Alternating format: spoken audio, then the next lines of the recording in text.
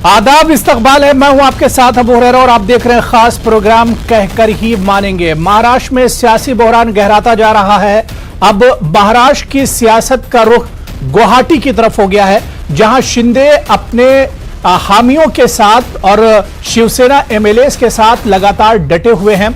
हालांकि शिवसेना और उद्धव ठाकरे उनसे बात करने की कोशिश कर रहे हैं। इस बीच उद्धव ठाकरे की तबीयत नासाज है, फिर भी फेसबुक के जरिए उन्होंने खिताब किया और कई अहम बातें उद्धव ठाकरे ने कही है। उन्होंने कहा कि मैं वजीर आला की कुर्सी पर नहीं रहना चाहता हूं, लेकिन शर्त यह है कि जो दूसरा वजीर आला हो वो शिवसेना से ही हो।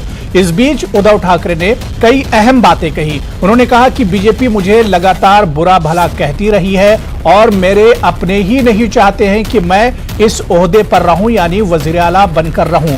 और इस बीच बीजेपी की नजर भी महाराष्ट्र की सियासत पर बनी हुई है। फडणवीस के घर पर बीजेपी की मीटिंग हुई है। हालांकि बीजेपी बार बार कह रही है कि महाराष्ट्र के इस बहरान में उसका कोई हाथ नहीं है, लेकिन 31 महीने से जो बीजेपी जिस इंतजार में थी, शायद वो मौका बीजेपी के लिए आ गया है। इसी पर हम चर्चा करेंगे। बहुत खास मेहमान मेरे साथ जुड़े हुए हैं। बहुत जल्दी अपने मेहमानों का आपसे तारुफ करा देता हूं। गुलरेज शेख साहब हैं, बीजेपी लीडर हैं। मेरे साथ डॉक्टर पवन पांडे साहब हैं, नेशनल स्पोक्सपर्सन हैं एनसीपी के।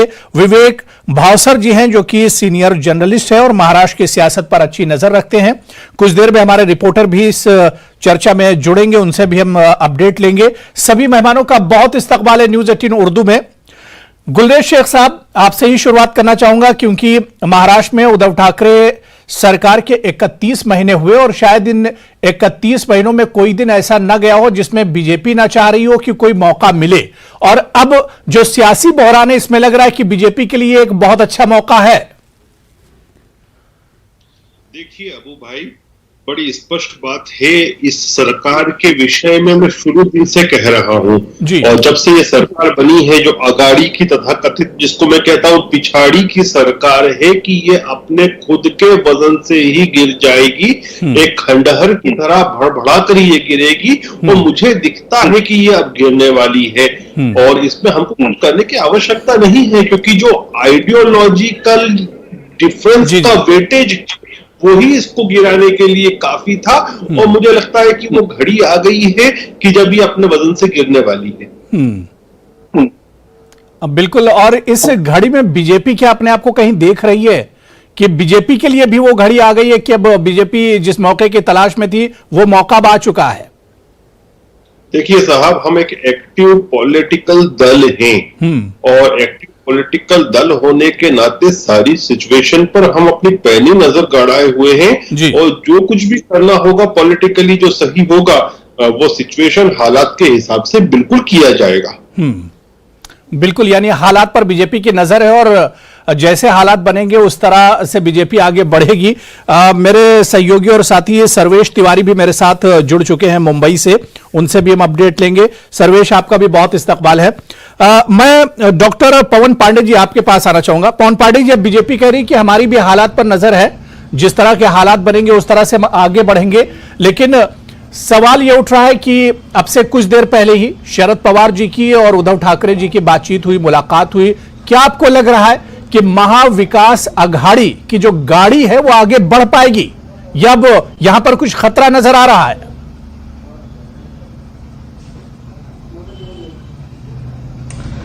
देखिए, इन लोग की पिछले 3 साल से पैनी नजर है। ये लोग 3 साल से ताक में हैं, कोशिश कर रहे हैं, और इन लोग की तो पूरी कोशिश है कि कैसे भी महाराष्ट्र में सरकार को गिरा दिया जाए। लगे रहते हैं, लगे हुए हैं। बड़ी आसानी से कह रहे हैं कि नहीं, ऐसी कोई बात नहीं है, हम लोग एक्टिव पॉलिटिक्स करते हैं और हमारी नजर है, हम लोग, इनकी मंशा है, ये तो वही चाहते हैं। लेकिन मुझे अभी भी उम्मीद है, जिस तरह पवार साहब ने मुलाकात किया है जी, कि हम लोग इससे बाहर निकलेंगे, ऐसा उम्मीद हम लोग कर रहे हैं। और अब देखा जाए, क्योंकि संभावनाओं का खेल है राजनीति, अभी क्या आगे किस तरह करवट बैठती है, इस पर हम लोग ध्यान दे रहे हैं। लेकिन ये कहना कि ये लोग वेट एंड वॉच कर रहे हैं, ऐसा कुछ नहीं है। ये लोग लगे हुए हैं पूरी ताकत के साथ। गुजरात से जो अभी गुवाहाटी शिफ्ट कराया गया है, ये पूरी जनता देख रही है, लोग देख रहे हैं। यानी शिंदे के पीछे बीजेपी है, सीधे सीधे लफ्जों में डॉक्टर पवन, शिंदे के पीछे बीजेपी है। बिल्कुल बिल्कुल बिल्कुल, इसमें बोलने की कौन बात है, ये तो लगे हुए और दिख रहा है, पूरी दुनिया देख रही है, सब लोग देख रहे हैं कि किस तरीके से एक चलती हुई सरकार को किस तरीके से गिराने के लिए क्या क्या उपाय किए जाते हैं, वो तो सब लोग के सामने जग जाहिर है। बिल्कुल। मैं सर्वेश, बहुत जल्दी क्या कुछ अपडेट है, क्योंकि कहा जा रहा है कि बीजेपी की भी नजर बनी हुई, उसके यहां भी बैठक और मीटिंग्स का दौर चल रहा है। इस बीच उद्धव ठाकरे ने भी शरद पवार के साथ मीटिंग की है, और महाविकास अघाड़ी में जब जब मुश्किल आती है तो शरद पवार का जो पावर है वही एक तरह से काम आता है। देखिए अबू जी, सागर बंगले पर जो प्रतिपक्ष विपक्ष के नेता हैं देवेंद्र फडणवीस, उनके बंगले पर लगातार उनके जो नेता हैं लगातार मिल रहे हैं, लेकिन एक अल्टीमेटम तमाम नेताओं को, प्रवक्ताओं को दिया गया है कि कोई भी इस बारे में बात नहीं करे। हालांकि चंद्रकांत पाटिल की तरफ से एक बयान जरूर आया कि ये शिवसेना का इंटरनल मैटर है, फिर भी जो खबरें आ रही है कि बीजेपी इस पर बराबर वॉच रखे हुए हैं। अब रही बात शरद पवार की मिलने की, शरद पवार मुख्यमंत्री से मुलाकात किए, तकरीबन 1 घंटे तक ये मुलाकात रही, और जो खबर निकल कर सामने आई उसके मुताबिक कि शरद पवार ने मुख्यमंत्री को सलाह दी है कि एकनाथ शिंदे को किसी भी हाल में अगर सरकार बचानी है तो उन्हें मुख्यमंत्री का भार सौंपा जाए। लेकिन शिंदे की तरफ से जो खबरें आ रही थी कि 7 बजे तक वो प्रेस कॉन्फ्रेंस करेंगे, मीडिया के सामने आएंगे, वो अभी तक उनका कुछ रुख आया नहीं है। पूरा तामझाम, पूरा तालमेल जो भी है, शिवसेना का अंदरूनी जो मामला है वो दोनों के बीच ही खड़ी हुई। बीजेपी इस पे पूरी तरह से अपनी चुप्पी साधे हुए कि इनका रुख क्या होगा। हालांकि जो स्ट्रेटेजी रही एकनाथ शिंदे की मुंबई से बाहर विधायकों को ले जाने की, सूरत में एक होटल में ठहरने की, फिर गुवाहाटी जिस तरह से फ्लाइट में जाना तय हुआ, वहाँ पर रुकना तय हुआ, ये कहीं ना कहीं पूर्वनियोजित सभी को लग रहा है। इसमें एक दिन का ये प्लान नहीं कह सकता। अब 34 विधायकों के समर्थन वाला सिग्नेचर जो लेटर है, वो जो नरसिंह उपाध्यक्ष है विधानसभा के, वहां तक उनको मेल के जरिए लेटर प्राप्त जरूर हो चुका है। अब देखना होगा कि कल परसों आने वाले या 2-3 दिनों में इसमें गर्माहट कितनी आती है। क्या एकनाथ शिंदे वाकई अपने तमाम समर्थक जितने विधायक हैं, 34 की बात कर रहे हैं, लेकिन इससे ज़्यादा दावेदारी की जा रही, तकरीबन 40 से ज़्यादा के करीब, तो उन सभी विधायकों को लेकर क्या मुंबई आते हैं और अपना एक जो शक्ति प्रदर्शन कह सकते हैं इसे, उस शक्ति प्रदर्शन को सभी के सामने रखते हैं या नहीं। और उद्धव ठाकरे के लिए बड़ी चुनौती होगी। यहाँ पर एक टेक्निकल इशू ये भी आया था कि जो सुनील प्रभु जो विप के नेता हैं, विधिमंडल के तरफ से एक लेटर जारी किया गया था। शाम 5 बजे तक एक मीटिंग वर्षा बंगले पर बुलाई गई थी, उनमें तमाम शिवसेना विधायकों को हाजिर करने के लिए कहा गया था, वरना सदस्यता रद्द कर दी जाएगी। लेकिन उस लेटर को लेकर हमारे कुछ जानकारों से बातचीत हुई है, जो महाराष्ट्र की राजनीति एक अरसे से देखते आ रहे हैं, उसे कवर करते हैं। साथ ही विधान भवन के कुछ लोगों से बातचीत हुई जो प्रॉपर अधिकारी हैं। उनका साफ कहना था कि अगर उस पत्र को लेकर जो विधायकों को वर्षा बंगले पर बुलाया गया था, अगर उन्हें विधिमंडल में जब विधान भवन में अगर बुलाने हाजिर रहने के लिए कहा था, तो थोड़ा सा एक कानूनी दांवपेच था, वो थोड़ा सा मजबूत हो सकता था। लेकिन यहाँ पे टेक्निकल जो एक लीगल पॉइंट है, उसमें कहीं ना कहीं एक थोड़ी सी कमजोर उद्धव ठाकरे की कड़ी जरूर नजर आ रही है। विवेक जी, महाराष्ट्र की सियासत को किस तरह से आप देख रहे हैं? क्या आपको लग रहा है, क्योंकि शरद पवार और उद्धव ठाकरे की मीटिंग हुई है और किसी तरह से लोग एड़ी चोटी का जोर लगा रहे हैं कि सरकार ना गिरने पाए, लेकिन जिस तरह से गुवाहाटी से जो खबरें आ रही हैं कि कभी 30 से ज्यादा और 40 से ज्यादा जो एमएलएज हैं उनके कांटेक्ट में है, राब्ते में, क्या लग रहा है कि अब महाराष्ट्र की जो सरकार है वो बचेगी या नहीं बचेगी, या महाराष्ट्र की पॉलिटिक्स को किस तरह से आप देख रहे हैं? जी देखिए, पहली बात तो ये है कि बीजेपी को पावर से दूर रखने के लिए ये महाविकास आघाड़ी सरकार बनी थी। तो जाहिर है कि तीनों के आइडियोलॉजी अलग अलग हो, लेकिन केवल बीजेपी के एक मुद्दे को लेकर ये सरकार बनी थी। ये सरकार टिकने वाली नहीं थी। और जिस तरह से एकनाथ शिंदे जो कि शिवसेना के सीनियर मिनिस्टर है और पावरफुल मिनिस्टर है, तो उनको जिस तरह से साइडलाइन किया गया पिछले 1.5-2 साल से, वो बहुत नाराज थे। तो ये जो आज का जो रिबिल हुआ है, ये रिबिल अचानक नहीं हुआ है, अचानक नहीं हुआ, बिल्कुल पिछले 1.5 साल का ये परिणाम ऐसा मुझे लगता है। तो जिस तरह से अभी सर्वेश ने बात किया, मैं उस बात को थोड़ा आगे बढ़ाना चाहता हूँ कि क्या उद्धव ठाकरे को एकनाथ शिंदे को ग्रुप लीडर से हटाना जायज था? क्या ये कानून में है? तो मुझे लगता है कि शिंदे जी के पास मेजोरिटी है, 34 एमएलए का उनके पास सिग्नेचर है, तो जाहिर उनके पास अगर मेजोरिटी है तो पार्टी का ग्रुप लीडर वही है।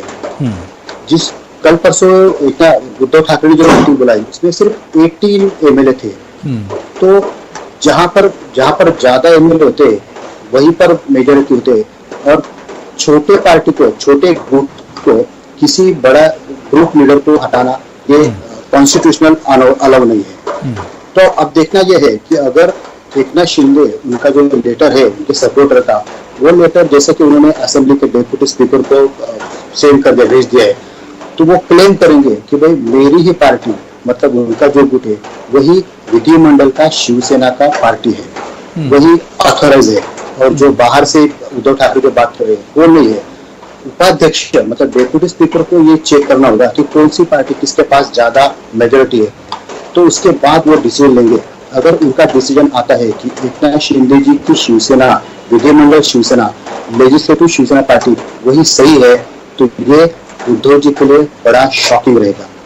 क्योंकि ये हो सकता है कि अगर फ्लोर टेस्ट हो जाए तो नेचुरली शिंदे जी जो मेजोरिटी में है वो यहाँ पर अपनी मेजोरिटी सिद्ध कर देंगे और उद्धव जी को इस्तीफा देना पड़ेगा। बिल्कुल, तो इस तरह से पूरा एक खेल है, या ये कहा जाए कि महाराष्ट्र की सियासत अब इस तरह से हो गई है कि इसमें कई किरदार अब एक तरह से बनते चले जा रहे हैं। मैं गुलरेज शेख जी आपके पास आना चाहूंगा। गुलरेज जी, बीजेपी बार बार कह रही है कि उसका इस बहरान में या इस क्राइसिस में कोई हाथ नहीं है, लेकिन बीजेपी तो पहले दिन से ही एक तरह से यह था कि अगर मौका मिलता है तो पीछे नहीं हटेगी। अब जब एक मौका नजर आ रहा है तो क्या बीजेपी पीछे हटेगी इसमें, या बीजेपी अब निकलकर सामने बिल्कुल आएगी? खुलकर बीजेपी अभी तक नहीं आई है इसमें।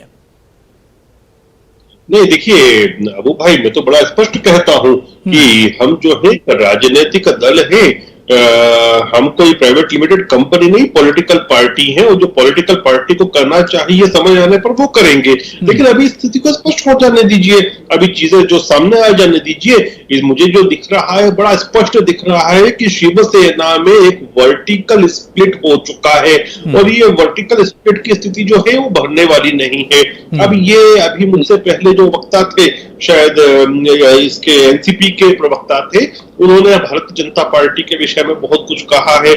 मैं ऐसे ही डिबेट को उस समय भी अबू भाई फेस किया था जब सचिन पायलट हरियाणा चले गए थे, कांग्रेस से रूट कर, उनके एमएलए दोस्त भी उनके साथ थे, लेकिन जब प्रियंका रॉबर्ट वाड्रा बीच में आई और इन लोगों की जब बातचीत वापस हो गई तो वो वापस चले गए, और अब वो गलबहिया कर रहे हैं एक दूसरे के साथ। तो भारतीय जनता पार्टी को निशाना बनाना, अपनी गलती को ढकने के लिए सारा जो बहुतान है वो बीजेपी के ऊपर डाल देना बड़ा आसान होता है। लेकिन मुझे एक पॉलिटिकल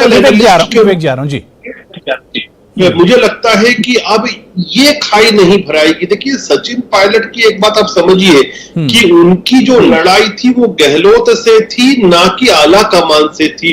यहाँ पर पार्टी के एक ही व्यक्ति के हाथ में पूरी मस्टरी है। लड़ाई एकनाथ शिंदे की जो हो गई है वो उद्धव ठाकरे के साथ हो चुकी है। तो मुझे नहीं लगता कि अब ये खाई भर सकती है, क्योंकि उद्धव ठाकरे यदि वापस बीजेपी देखिए इससे पहले कई स्टेट में इस तरह से कर चुकी है, चाहे कर्नाटक हो, राजस्थान हो, आपका खुद मध्य प्रदेश।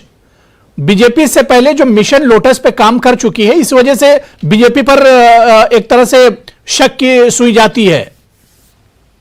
नहीं, देखिए वहां यदि मेरे मध्य प्रदेश की बात करें आप, तो यहाँ पर भी स्थिति परिस्थितियां बहुत दिन से कांग्रेस की खराब चल रही थी। इतनी खराब चल रही थी कि खुले आम मंच पर से और मीडिया के सामने भी, चाहे ज्योतिरादित्य सिंधिया जी हो या कमलनाथ जी हो, एक दूसरे पर टिप्पणी कर रहे थे। ज्योतिरादित्य जी ने कहा था कि यदि ऐसा नहीं हुआ तो हम बाहर आ जाएंगे। कमलनाथ जी ने मीडिया के सामने कहा था, हाँ ठीक है तुम बाहर आ जाओ, सड़क पे आ जाओ। तो फिर सड़क पे आ गए, वो उनको सड़क पे ला दिया। तो ये लोग यदि आपस में अपने परिवार को एक नहीं रख सकते तो भारतीय जनता पार्टी के ऊपर उंगलियां उठाने से कोई मतलब नहीं है। बिल्कुल। विवेक जी, आप कुछ कहना चाह रहे थे बीच में जी। मैं इनकी बात से असहमत हूं, क्योंकि अगर देखा जाए तो मोहित कंबोज और डॉक्टर संजय कुटे, ये दोनों, संजय कुटे बीजेपी के एमएलए है और मोहित कंबोज, ये दोनों देवेंद्र फडणवीस के ब्लू आइड बॉयज कहे जाते हैं। तो ये दोनों पिछले 2 दिनों से एकनाथ शिंदे जी के साथ सूरत में भी थे और उनकी सारी व्यवस्था, उनका सारा मैनेजमेंट बहुत कमजोर देख रहे थे। मुझे लगता है कि बीजेपी खुल के इसमें सामने आ चुकी है। गुलरेज जी, बीजेपी खुलकर सामने आ गई है अब इसमें, अब कहीं ढका छुपा मामला नहीं है। नहीं, मैं क्या कह रहा हूँ, बड़ी स्पष्ट बात है अबू भाई की हमारा कोई लेना देना नहीं है। यदि कोई व्यक्ति उनसे संपर्क किया है या वो किसी व्यक्ति से संपर्क किए हैं तो पर्सनल कैपेसिटी में तो एक दूसरे को सब जानते हैं। शिवसेना के कितने ही प्रवक्ता हैं जो मेरे बहुत अच्छे मित्र हैं, मुंबई जाता हूं तो मैं उनसे मिलता हूं, इसका मतलब क्या हुआ? कोई समस्या होगी मुझे बॉम्बे में तो मैं मुंबई में उनसे संपर्क साधूंगा। तो ये सब तो चलता रहता है। राजनीतिक दल में विपक्ष के दलों से भी हमारे संबंध होते हैं, उनके हमसे होते हैं, लेकिन इसका मतलब ये नहीं है कि इस प्रकार की बातें की जाए।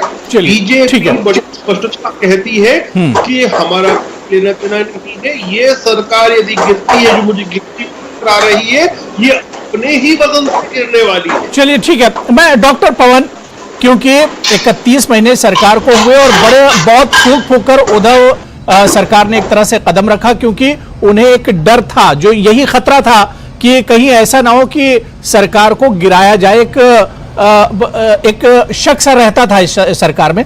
आखिर कहां पर कमी रह गई, गलती कहां पर हो गई महाविकास अघाड़ी से? कैसे इतने एमएलएज रातों रात एक तरह से टूट कर चले गए, या बहुत पहले से मिशन चल रहा था?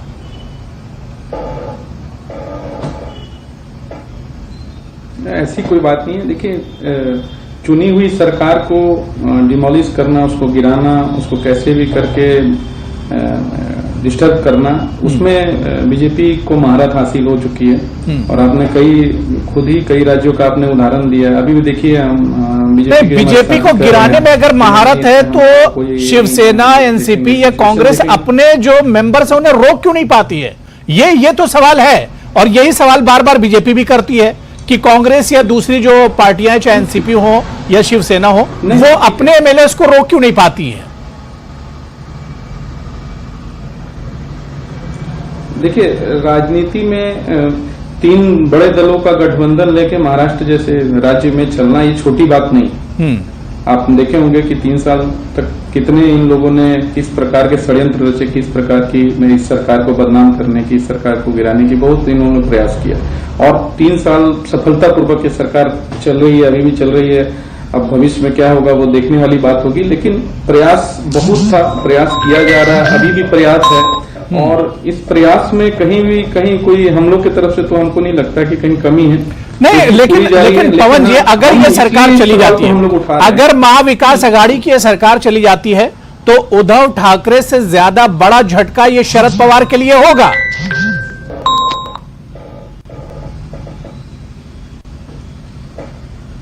देखिए, राजनीति में बहुत सारी ऐसी चीजें होती हैं जो अप्रत्याशित होती हैं, और उसमें हम लोग समझते हैं कि संभावनाओं के साथ ही और सिचुएशन के साथ ही राजनीति होती है। इसमें कोई बहुत बड़ी और ये बात नहीं होगी। अब ये तो वक्त बताएगा कि आगे का भविष्य राजनीति में कैसे तय होगा। लेकिन अभी के जो वर्तमान परिस्थिति है उसमें हम लोग को इस बात पे चर्चा जरूर करनी चाहिए कि आखिर मतलब सकारात्मक तरीके से क्यों नहीं पहल होती है, क्यों केवल सरकारें गिराने, सरकारें बनाने, इसमें ही लोग क्यों लगे रहते हैं। जब आपके एमएलए आसानी से टूट के चले जाते हैं तो उसमें बीजेपी को क्या हरज है, दूसरी पार्टी को उसमें क्या हरज है? जब आपके जो मेंबर्स हैं वो इतनी आसानी से टूटकर चले जाते हैं, चाहे कर्नाटक मिसाल ले लीजिए, मध्य प्रदेश ले लीजिए, राजस्थान ले लीजिए, बहुत सी मिसालें हैं, और ये पहली बार नहीं है। और सवाल यह भी उठता है कि अपोजिशन या एनसीपी या कांग्रेस या दूसरी जो पार्टियां हैं वो आखिर इससे सीखती क्यों नहीं है, यह भी सवाल उठता है। बार बार ये गलती होती है। विवेक जी, आप कुछ कहना चाह रहे हैं? उसके बाद सर्वेश में आपके पास आ रहा हूं जी।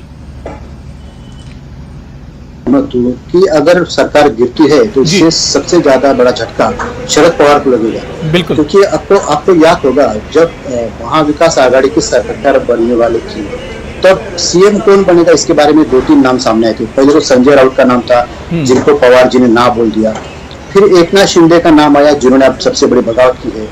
तो शिंदे जी के ऊपर देवेंद्र फडणवीस का आदमी ऐसा उनके ऊपर स्टैंड है। तो पवार साहब ने बोल दिया कि नहीं, ये शिंदे नहीं चलेगा। तो आपको उद्धव जी, आपको ही सीएम बनना होगा ताकि आप ठीक तरह से सबको कंट्रोल कर पाओगे। अब जब मतलब जिस सरकार को पवार जी ने बीजेपी को अलग रखने के लिए, दूर रखने के लिए सरकार बनाई थी, वो अगर 2.5 साल में गिरती है तो इसका मतलब है कि ये पवार साहब का सबसे बड़ा फेलियर होगा। दूसरी बात, अपने एमएलए को क्यों नहीं कंट्रोल कर पाते? ये तो इंटेलिजेंस का बहुत बड़ा फेलियर है कि 30 एमएलए, 4 मिनिस्टर मुंबई से बाहर जा रहे, गुजरात की तरफ जा रहे, और पुलिस को जो होम डिपार्टमेंट है एनसीपी के साथ है, दिलीप वंश पाटिल है, उनको इसकी भनक नहीं लगती। ये सबसे बड़ा फेलियर है। सही। सर्वेश, मैं आपके पास आना चाहूंगा। सर्वेश, उद्धव ठाकरे ने जो प्रेस कॉन्फ्रेंस की थी फेसबुक के जरिए, जो लाइव किया था, उन्होंने कहा था कि मुझे इस ओहदे पर रहने का शौक नहीं, मैं बिल्कुल अपनी कुर्सी छोड़ सकता हूं। क्या इसे ये मानकर चला जाए कि उद्धव ठाकरे ने एक इशारा दे दिया? उन्होंने कहा कि मैं इस शर्त पर अपनी कुर्सी छोड़ सकता हूं कि दूसरा जो सीएम हो वो शिवसैनिक ही हो, यानी शिवसेना से ही हो। क्या उन्होंने एक इशारा दे दिया शिंदे के लिए कि अगर तुम्हें वजीर आला बनना है, सीएम बनना है, तो तुम्हारा वेलकम हम करते हैं? जी बिल्कुल अबू जी, ये इशारा साफ तौर से 100% कहा जा सकता है, लेकिन ये इशारा सामने आकर फेस टू फेस बात करने को लेकर भी एक शब्द इस्तेमाल किया उन्होंने कि अगर मैं मुख्यमंत्री के तौर पर आप लोगों को पसंद नहीं हूँ, मैं ठीक नहीं हूँ, तो आप सामने आकर मेरे मुंह पर ये बात कहिए, मैं मुख्यमंत्री पद छोड़ देता हूँ। तो आप और जो भी मुख्यमंत्री बनना चाहे वो बने। तो कहीं ना कहीं एक इशारा जरूर कर दिया है। अब खबर ये भी आ रही कि हो सकता है कि वर्षा स्थान से मुख्यमंत्री अपने निवास स्थान, जो उनका निजी निवास स्थान है मातोश्री, वहाँ पर निकले। कई सारी अटकलें लग रही है। एक बात तो जैसे विवेक जी ने साफ तौर से अभी थोड़े समय पहले की कि दावेदारी के तौर पर जो संख्या बल है वो शिवसेना के जो नेता हैं एकनाथ शिंदे जो बगावत कर रहे हैं उनके पास 100% है। अगर वो आते हैं जी और बीजेपी का दामन थामते हैं तो सरकार बनाने में कोई मुश्किल नहीं होगी, लीगल तौर पे भी और संख्या बल के तौर पे भी। तो कई सारे अटकलें लग रही हैं। अब देखिए कि आने वाले 1-2 दिनों में जिस तरह से एकनाथ शिंदे क्या मुंबई का रुख करते हैं, और बीजेपी की तरफ से उनकी ये भी खबर आई कि अभी तक कोई बातचीत नहीं हुई है, इसीलिए शायद बीजेपी के कई सारे नेता जो महाराष्ट्र के अभी तक मौन स्थिति में, उन्होंने सभी कहा है कि कोई भी मीडिया से या सामने जाकर कोई भी किसी तरह का बयान जारी न करे। चंद्रकांत पाटिल ने कहा कि शिवसेना का ये अंदरूनी मामला है, लेकिन बीजेपी इस पूरे घटनाक्रम पे नजर बनाए हुए है, इस बात से नकारा नहीं जा सकता। बिल्कुल गुलरेज शेख, क्योंकि फडणवीस की जब सरकार गई थी उसी वक्त से बीजेपी को एक बड़ा झटका लगा था, लेकिन अब एक बड़ा मौका मिला है। हालांकि साफ तौर से आप भी कुछ नहीं कह रहे और अभी जो आपकी लीडरशिप है वो भी साफ तौर से कुछ नहीं कह रही, लेकिन एक मौका तो है बीजेपी के पास यहां पर। देखिए अबू भाई, राजनीतिक जीवन में मौके आते रहते हैं और विपक्ष ही मौका देता है। आपका प्रतिद्वंदी जो होता है वो अपनी गलतियों से मौका देता है। तो मैं तो कह रहा हूं बड़े स्पष्ट रूप से कि एक अच्छे राजनीतिक दल की भांति और एक मेहनती राजनीतिक दल के भांति जब जो भी सिचुएशन डेवलप होती है हम उसके ऊपर नजर बनाए रखे हैं, लेकिन अभी जब तक हमारे से कोई संवाद स्थापित नहीं किया जाता है शिंदे सेना से द्वारा, मैं अभी जानबूझ के शब्द उपयोग कर रहा हूं क्योंकि पता नहीं ना कि उद्धव सेना असली सेना है या शिंदे सेना असली सेना है, क्योंकि लगता यह है कि शिंदे सेना के पास संख्या बल है जो कि मेजोरिटी में है, तो 2/3 मेजोरिटी यदि उनके पास है तो असली सेना वो हो गए। तो शिंदे सेना के द्वारा या किसी और के द्वारा जब तक हमसे रास्ता कायम नहीं किया जाता है तब तक मैं क्या कहूंगा। लेकिन हाँ, जो भी स्थिति बनेगी जी, जब हमसे संपर्क किया जाएगा तो हम उचित निर्णय लेंगे सही समय पर। विवेक जी, अब ऑप्शन आपके सामने क्या नजर आ रहे हैं? आपकी जो सियासी सूझबूझ है वो क्या कह रही है कि क्या आपको यह भी लग रहा है कि शिवसेना बीजेपी के साथ भी जा सकती है? एक ये भी ऑप्शन हो सकता है। 2.5 साल उद्धव ठाकरे के पूरे हो चुके हैं उनकी सरकार के। जी बिल्कुल, आप सही बात कर रहे हैं, लेकिन शिवसेना और बीजेपी गठबंधन होना बिल्कुल पॉसिबल नहीं है। मैंने जैसा कि कहा कि टेक्निकली और कॉन्स्टिट्यूशनली शिंदे के पास जो गुट है उसको अभी ओरिजिनल मतलब विधिमंडल का शिवसेना ग्रुप ऐसा उसको अप्रूवल मिल जाएगा डेप्यूटी स्पीकर से।